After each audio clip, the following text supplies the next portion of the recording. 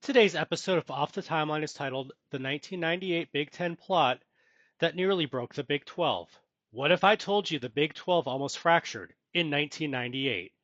Not in 2010, not during the Longhorn Network era, not when Nebraska actually left, but in 1998. In this alternate history, Michigan quietly floated Nebraska to the Big Ten as an idea. Missouri formally explored leaving. Texas found out.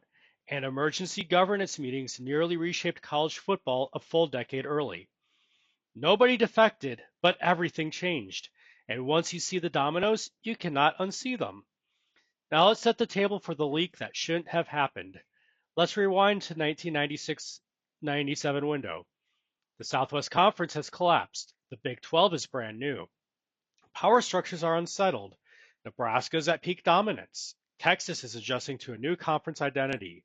And Illinois is worried about losing Chicago influence. Behind closed doors, Michigan administrators begin floating something exploratory. Not an offer, not a vote, just discussion. What if Nebraska joined the Big Ten?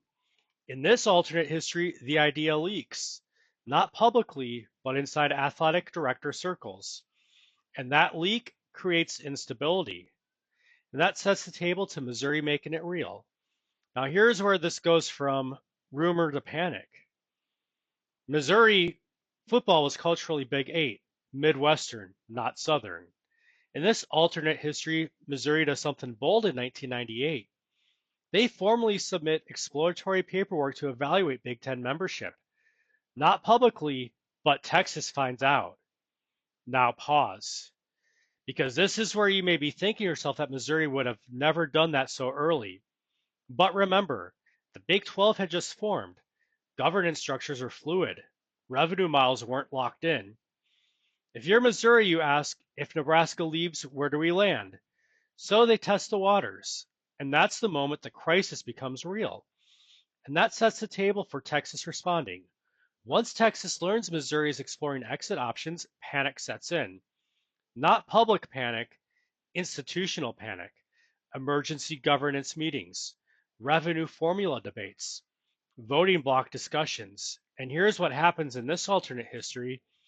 Texas accelerates centralization. A leadership council solidifies earlier. Performance-weighted revenue becomes normalized sooner. Influence consolidates by 2001 instead of mid-2000s. And you may be thinking to yourself that Texas didn't have that kind of leverage yet. But leverage doesn't require dominance. It requires instability. And instability was very much present. And that sets the table to Nebraska leverage without leaving. Nebraska never formally accepts anything, but the optics matter. Because once the Big Ten interest is known, Nebraska gains negotiating leverage. They extract structural assurances, and they stay. And you may be thinking to yourself that if Nebraska had real leverage, they would have left. But that's the genius of this alternate timeline. Leaving isn't the goal. Stability on favorable terms is, and they get just enough. And that sets the table to the Louisville positioning move. Now, this is the wild card. Louisville's not a major conference team yet. They're in the Conference USA, they're ambitious, and Louisville sees Midwest instability and does something smart. They sell themselves as a bridge. If the Big Ten expands west, they're ready. If Missouri moves, they're ready. If Nebraska leaves, they're also ready. They don't drive the chaos, they position for it. And you may be thinking to yourself that Louisville had no leverage in 1998. Correct. They had positioning leverage, and positioning is everything in realignment. Now let's set the table for the 2000 to 2010 ripple effects. And this is where the alternate history becomes powerful. Nobody leaves, but Big 12 governance centralizes earlier. Texas brand gravity strengthens sooner. Missouri internal Midwest identity debates start years earlier. Nebraska frustration simmers, and Louisville builds quiet credibility. And by the time realignment chaos hits in 2010, the emotional groundwork had already been laid in 1998. And you may be thinking to yourself, this feels really subtle. Exactly. The most dangerous fractures are the quiet ones. Now let's set the table for why this matters. This isn't about a fantasy defection, it's about institutional psychology.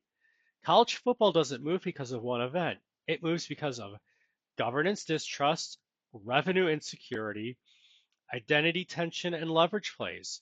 And in this alternate history, the Big 12 nearly destabilized before it ever solidified.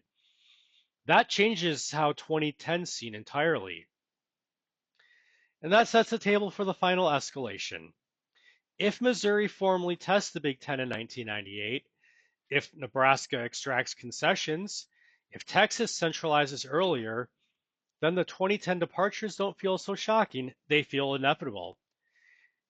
This becomes the hidden hypothetical prequel to modern realignment.